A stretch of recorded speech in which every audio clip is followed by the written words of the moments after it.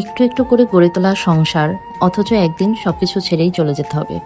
তাই প্রতিটা দিন, প্রতিটা মুহূর্তই আমার কাছে অনেক বেশি মূল্যবান। এই কথাটা ভাবলেই মনে হয় আমরা আসলে কত ছোট ছোট বিষয় নিয়ে রাগ করি, অভিমান করি, অথচ সময়টা কত দ্রুত চলে যাচ্ছে।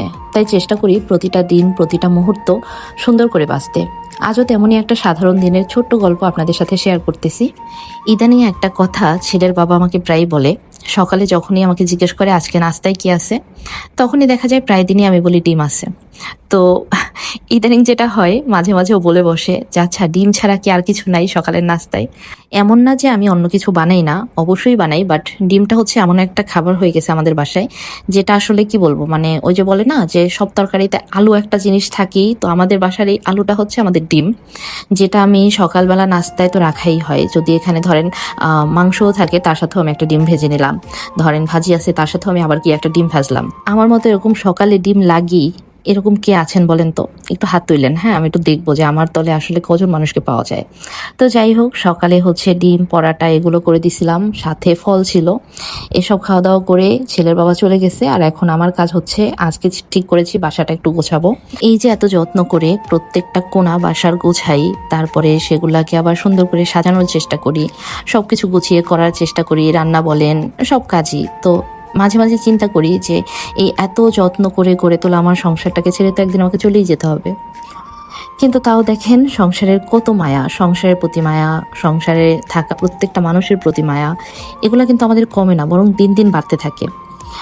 তো যাই হোক, এখানে দুপুরে রান্নার প্রস্তুতি নিচ্ছিলাম। এই যে ট্যাংরা মাছটা হচ্ছে আমি ধুয়ে রেখে দিছিলাম, এটা আর আজকে রান্না করি নাই। আজকে আসলে সকালবেলা উঠে অনেকগুলো মাছ নিয়ে আসছে, খালাকে দিয়ে 2-3টা মাছ হচ্ছে কাটিয়ে নিয়েছি, আর বাকি মাছগুলো আমি ওইভাবেই হচ্ছে ফ্রিজে রেখে দিয়েছি, কারণ একসাথে খালাকে দিয়ে এত মাছ কাটানো আসলে সম্ভব না। যাই হোক, তো আজকে রান্না করছিলাম, এটাকে বলে হচ্ছে রিঠা মাছ, মেবি, হ্যাঁ রিঠা মাছ বলে। তো এই মাছটা রান্না করেছি। এই মাছটা না আমি অনেক দিন পরে খেয়েছি। রিঠা মাছের অন্য কোনো নাম আছে কিনা কেউ জানলে অবশ্যই আমাকে জানাবেন। আমি তো আসলে এই মাছটাকে রিঠা মাছ বলেই জানি।